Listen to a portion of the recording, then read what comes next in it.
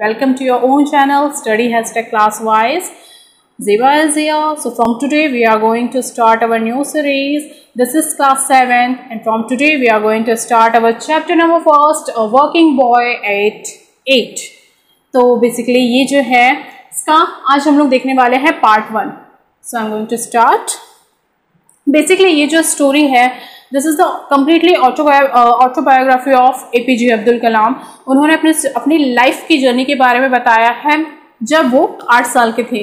तो उनके लाइफ के बारे में हम देखेंगे और सीखेंगे कि उन्होंने किस तरीके से अपना हार्ड वर्क किया है, किस तरीके से मेहनत की है और कौन कौन से मुकाम को उन्होंने हासिल किया है, अचीव किया है, कौन कौन से अचीवमेंट को उन्होंने अचीव किया है.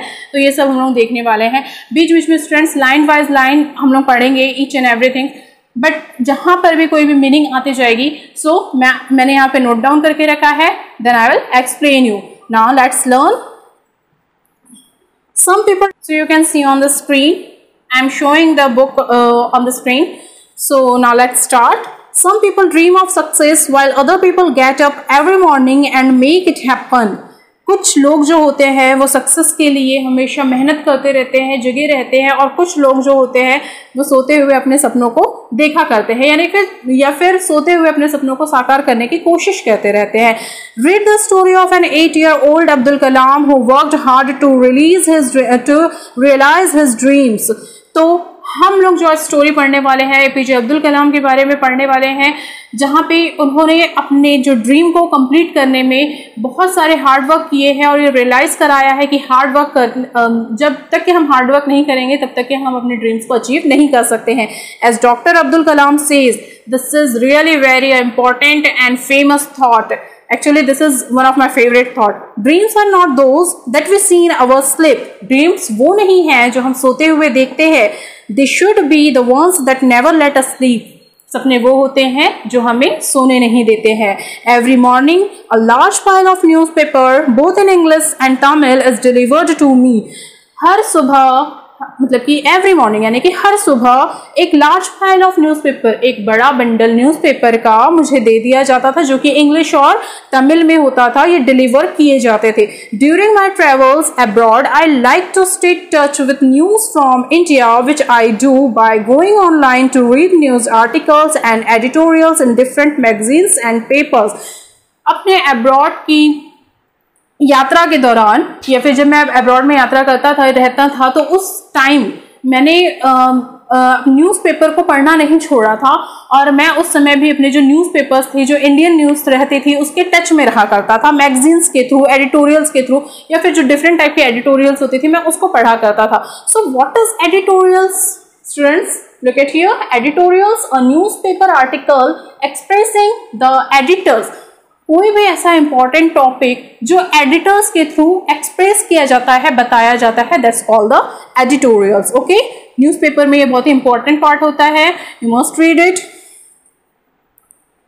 The wealth of information now available at the click of finger amazes me. But आज के डेट में, उस समय क्या होता था जब मैं अब्रॉड में रहता था तो मैं क्या करता था, मुझे मैगजीन्स के थ्रू या फिर अलग जगह से मैं अरेंजमेंट करता था न्यूज़पेपर का और फिर मैं इंडियन न्यूज़ को पढ़ा करता था. बट आज के डेट में अब क्या होता है कि एक फिंगर की क्लिक के दौरान, एक फिंगर को क्लिक करो और हमें पूरी न्यूज़ मिल जाती है. किसके थ्रू? मोबाइल के थ्रू. जैसे आप लोगों की ऑनलाइन स्टडी हो रही है, सेम इसी तरीके से. सो ये बहुत ही अमेजेस है, यानी कि आश्चर्यचकित है, शॉकिंग है ना, कि कितने इजीली हम लोग इतनी बड़ी बड़ी न्यूज़ को भी गेट कर लेते हैं सिर्फ एक फिंगर के टच से. As a person closely involve with engineering and science, the march of technology should not surprise me. तो जैसा कि मैं साइंस और टेक के क्लोज में रहा हूँ, मतलब कि इन सभी टेक्नोलॉजी के क्लोज में रहा हूँ, तो जो साइंस, जो मार्च यहाँ पे वर्ड यूज किया गया है, मार्च दैट मीन्स एक तरीके से रैली होती है जहाँ पे बहुत ज़्यादा क्वांटिटी में लोग रहते हैं, नंबर ऑफ पीपल्स रहते हैं और फिर लोग मतलब कि मार्च करते हैं. तो यहाँ पर मार्च का मतलब है कि साइंस ने जितनी तरक्की की है उसके टेक्नोलॉजी को लेके ये बताया गया है. तो मैं जिस तरीके से साइंस के या फिर टेक के टच में रहा हूँ, टेक्नोलॉजीज के टच में रहा हूँ, तो ये मेरे लिए कोई शॉकिंग चीज़ नहीं थी कि एक फिंगर के टच में हम लोग इतनी सारी न्यूज़ को कलेक्ट कर सकते हैं. But when I compare our lives today with what it was like 70 years ago in a small South Indian town, the difference is startling even for me. Starling, students, You have to see you Starling, very surprising. Starling that means very surprising, यानी कि बहुत ज़्यादा आश्चर्यचकित हो जाना, that's all the Starling. लेकिन जब मैं कंपेयर करता हूँ, वैसे तो मैं साइंस और टेक्नोलॉजी के टच में था, लेकिन अगर मैं कंपेयर करता हूँ आज से अपने 70 साल पहले की ज़िंदगी को, तो ये रियली बहुत ज़्यादा शॉकिंग है मेरे लिए, बहुत ज़्यादा स्टार्लिंग है, ठीक है मेरे लिए कि मतलब ये जो टेक्नोलॉजी में जो चेंज आया वो सब बहुत ज़्यादा स्टार्लिंग हो जाता है. I was born in the year 1931, मेरा जो जन्म है 1931 में हुआ था.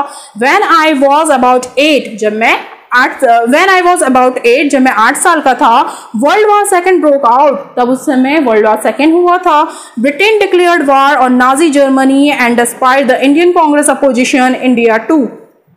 तो यहाँ पे क्या हुआ था, जो ब्रिटेन था उसने डिक्लेयर कर दिया था नाजी जर्मनी के साथ अपने वार को, उसके बावजूद हमारे यहाँ जो थी वो इंडियन कांग्रेस थी और उसको भी अपोज मतलब कि उन सब के अपोज में कर दिया था लड़ने के लिए. As a British colony was involve in the war, जैसा कि ब्रिटिश कॉलोनी जो इस वार में इन्वॉल्व थी. India's war effort saw a record of number, यहाँ पर जो इंडिया के जो नंबर है वार के वो भी कम नहीं थे, of Indian soldiers being deployed in various war zones around the world.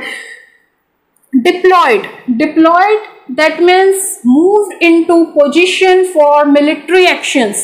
तो यहाँ पर जो इंडियंस थे, जो इंडियंस को इंक्लूड किया था किसने, ब्रिटिश कॉलोनी ने, तो इंडियंस ने भी एक बहुत अच्छा डिप्लॉयड मतलब कि लार्ज नंबर ऑफ मिलिट्री यहाँ पर इंडियंस कांग्रेस की तरफ से भेजी गई थी उस वार के लिए, उस वर्ल्ड वार सेकेंड के लिए. So daily life however remind Fairlie unaffected initially, particularly for us in the southern tip of the countries.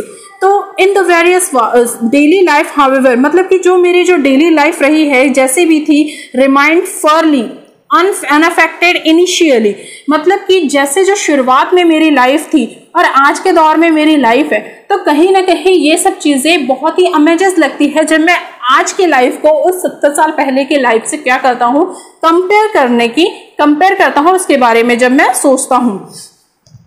So as I mentioned, Rameshwaram is the 1940 was a sleepy little town that come alive with the arrival of pilgrims.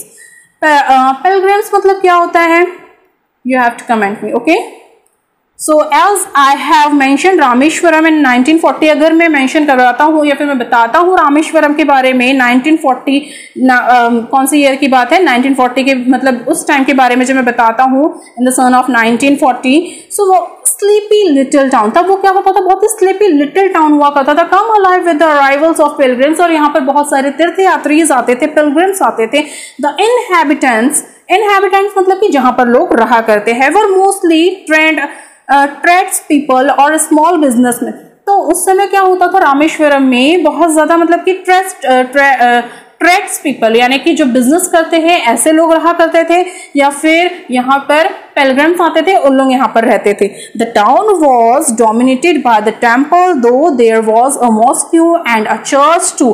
तो यहाँ के जो towns थे वो किससे dominate थे, नहीं मैंने यहाँ पे लिखा नहीं है, but I am telling you, dominate मतलब कि have power and influence cover, मतलब कि किसी भी चीज़ से डोमिनेट होना या फिर इन्फ्लुएंस होकर उसी के जैसे चीज़ें बनाना. तो यहाँ पर जो अब्दुल कलाम जी है वो बोलना चाह रहे हैं कि जो रामेश्वरम के जो घर होते थे वो कैसे होते थे, मंदिर के जैसे, या फिर मस्जिद का मतलब कि जो ऊपर वाला जो आर्च रहता है उसके जैसे, या फिर चर्च से मिलते जुलते इन्फ्लुएंस होकर यहाँ के जो इनहैबिटेंट्स थे वो बनाए जाते थे.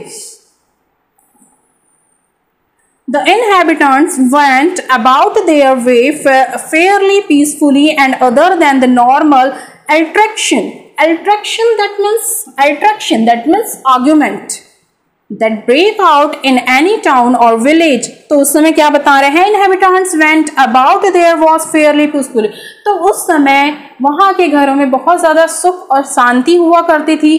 and other than the normal attraction that break out in any town or village, और यहाँ पर village nothing much of importance happen, कि दूसरे जगह, मतलब कि रामेश्वरम के जो घर थे या फिर जहाँ के वो लोग थे, वो लोग बहुत ही शांत हुआ करते थे, जबकि जो दूसरी जगह है वहाँ पर लोग आर्ग्यूमेंट ज़्यादा करते थे। या फिर दूसरे विलेज के कंपेयर में अगर रामेश्वरम को कंपेयर किया जाए तो यहाँ के लोग बहुत ही शांत होते थे, पीसफुल होते थे। और अगर विलेज की बात किया जाए तो उन लोगों को सिर्फ मौका चाहिए रहता था आर्ग्यूमेंट करने का। यही अब्दुल कलाम जी बताना चाह रहे हैं।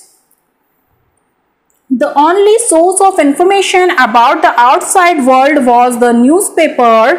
The agency that distributed newspaper was run by my cousin. तो वहाँ पर एक ही सोर्स हुआ करता था जहाँ से लोग न्यूज़पेपर को कलेक्ट करते थे, और वो जो एजेंसी थी वो किसकी थी? मेरे कज़न की थी, शमसुद्दीन। और वो कज़न का नाम क्या था? शमसुद्दीन। दो he could read and write, Shamsuddin was neither well traveled nor highly educated. तो वहाँ पर जो शमसुद्दीन थे वो ना तो मतलब कि ट्रैवलर में थे कि उन्हें ना ज़्यादा नॉलेज था और ना ही वो ज़्यादा एजुकेटेड थे, yet he had such affection for me and encouraged me in so many ways that he became a guideline light for me. Yes, affection मतलब कि मुझसे, इसीलिए उनका मुझसे बहुत ज़्यादा लगाव था, क्योंकि हम दोनों एक दूसरे की हेल्प करते थे या फिर हम दोनों एक दूसरे को इनकरेज किया करते थे। कुछ प्लेसेस में वो मुझे इनकरेज करते थे और कुछ प्लेसेस पे मैं उनको इनकरेज करता था, क्योंकि जो शमसुद्दीन थे वो ट्रैवलर मतलब कि ओवरऑल व्यू जो था, यानी कि ओवरऑल ज़्यादा स्मार्ट नहीं थे और ना ही ज़्यादा एजुकेटेड थे, बट जो हमारे अब्दुल कलाम जी थे वो ज़्यादा एजुकेटेड थे और स्मार्ट भी थे।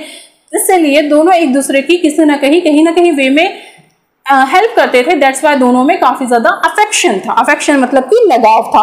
Along with Shamsuddin, Jalaluddin a friend and mentor was also a big influence in my early life. इसीलिए जो शमसुद्दीन जलालुद्दीन है ये दोनों एक दूसरे के फ्रेंड भी थे और मेंटर यानी कि गुरु भी थे एक दूसरे के।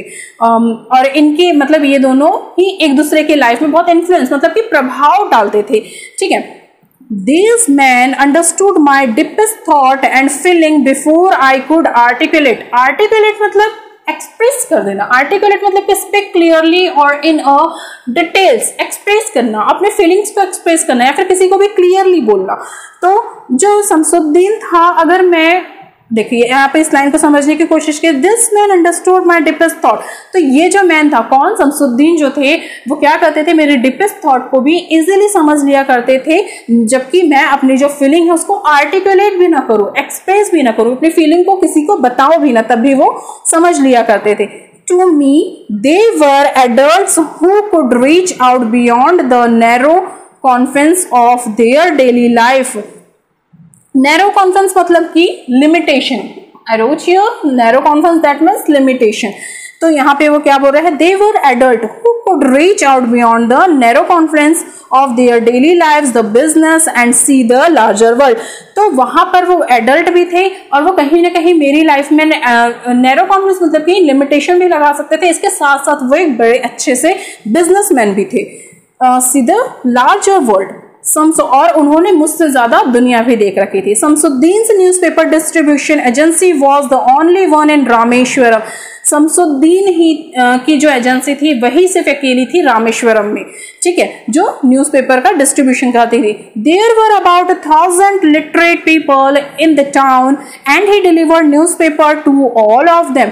बट वहां पर काफी सारे लिटरेट पर्सन होते थे जिनको न्यूज़पेपर डिलीवर किया जाता था, मतलब कि इन्हीं की एजेंसी से डिलीवर किया जाता था। The paper carried news about the independence movement that was heading towards a crescendo. Crescendo that means crescendo. I wrote here crescendo that means climax. मतलब कि वहाँ के लोग अब न्यूज़पेपर को लेके या फिर इतने लिटरेट थे कि उनको किसी भी न्यूज़ को जानना, पढ़ना या फिर कोई भी ऐसा क्रिस्केंडो यानी कि क्लाइमैक्स के बारे में जानना कि अब आगे क्या होने वाला है, आज जो न्यूज़ छपी है कल उसके बारे में क्या बताने वाला, तो लोग इसके लिए बहुत ज़्यादा उत्सुक रहते थे, ईगरली वेट करते रहते थे न्यूज़पेपर का।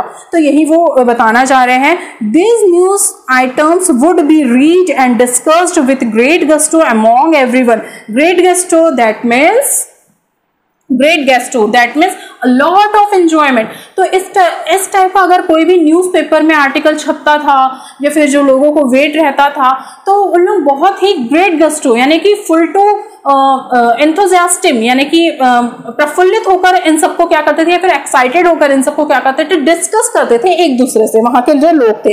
तो उन लोगों को न्यूज़पेपर पढ़ना बहुत ज्यादा अच्छा लगता था। There would also be news from the war front about Hitler and Nazi army of Wait a minute, students. There would also be news from the war front about Hitler and the Nazi army। और उस समय जैसा कि मैंने आप लोगों को starting में भी बताया कि वर्ल्ड वॉर सेकेंड शुरू था, तो उसकी जो न्यूज़ेस थी, जितनी भी जो न्यूज़ थी, जो वार हुआ करते थे हिटलर और नाजी आर्मीज के बीच में, तो ये सब जितनी भी जो न्यूज़ थी वो न्यूज़पेपर के फ्रंट में प्रिंट हुआ करती थी। Of course, there were many mundane matter। mundane matter मतलब कि कोई भी boring things। mundane matter I wrote here, boring things, कोई भी boring things। हाँ, of course कि न्यूज़पेपर में काफ़ी ऐसी boring things भी होती है, बट उसके अलावा भी काफ़ी ऐसी इंटरेस्टिंग थिंग्स भी रहती थी जिसको हम लोग पढ़ने के लिए हमेशा ईगरली उसका वेट करते थे न्यूज़पेपर का, which were consulted with utmost interest। But यहाँ पर ये क्या बताना चाह रहे हैं कि वहाँ के जो लोग थे काफ़ी ऐसी मंडेन मैटर मतलब कि बोरिंग मैटर्स भी रहते थे, फिर भी लोग उसको बहुत ही अटमोस्ट इंटरेस्ट के साथ क्या करते थे, डिस्कस किया करते थे एक दूसरे के साथ। The Tamil paper Dinamani was the most popular of all this paper. तो जो तमिल का जो दिनामणि पेपर था वो मोस्ट पॉपुलर पेपर हुआ करता था उस समय का। The way the paper reached Rameswaram was quite unique. तो जिस तरीके से जो पेपर था वो रामेश्वरम पहुंचा करता था, वो रास्ता बहुत ही यूनिक था। They came by morning train and were kept at Rameswaram station. तो जो रामेश्वरम में लोग क्या करते थे, जो न्यूज़पेपर प्रिंट होते थे उसको ट्रेन से लेके आते थे रेलवे स्टेशन तक के रेलवे प्लेटफॉर्म में, और फिर वहां पे उसको छोड़ के चले जाते थे, फिर हम लोग उसको डिलीवर करते थे। From there they had to be collected and sent to all the subscribers. और फिर एक बार जब वो पूरे न्यूज़पेपर हम लोग कलेक्ट कर लेते थे, उसके बाद हम लोग डिलीवर कर देते थे अपने सब्सक्राइबर्स को या फिर जो भी परचेस करता था उन सबको। This was Shamsuddin's business and he managed it effortlessly. ये शमसुद्दीन का बिजनेस था और वो उसको बहुत ही एफर्टलेसली क्या करता था, मैनेज करता था।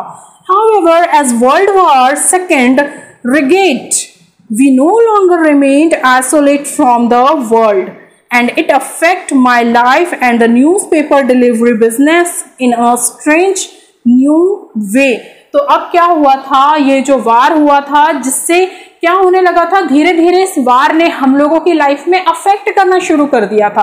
धीरे धीरे जो चीजें थी वो कहीं ना कहीं बंद होती जा रही थी, जो सोर्स थे वो कहीं ना कहीं बंद होते जा रहे थे। तो अब ये बता रहे हैं कि ये जो वार था इसने किस तरीके से हमारी लाइफ में अफेक्ट डाला, और इस इफेक्ट ने इस वार के इफेक्ट ने किस तरीके से मेरे लाइफ को चेंज कर दिया। अब वो उसके बारे में जो आगे की स्टोरी है उसमें हम लोग देखने वाले हैं। So students, I am stopping here and see you soon, and soon I will come with my second part of this chapter. So till then, take care and bye. And of course, before the going, I'm telling you one thing. This is your homework. Okay, write any 3 highly prestigious award that KALAM has received in India। तो आपको कोई भी 3 Indian prestigious award लिखना है जो कलाम को मिले हैं इंडिया की तरफ से। ओके, ऑल ओवर वर्ल्ड की तरफ से नहीं, इंडिया की तरफ से प्रेस्टिजियस अवार्ड लिखने हैं। सेकंड है, what is the full name of mister Kalam. या this is really very important question, that what is the full name of APJ Abdul Kalam. So आपको एपीजे अब्दुल कलाम का फुल नेम लिखना है, ठीक है। So this is your homework. Till then take care, bye.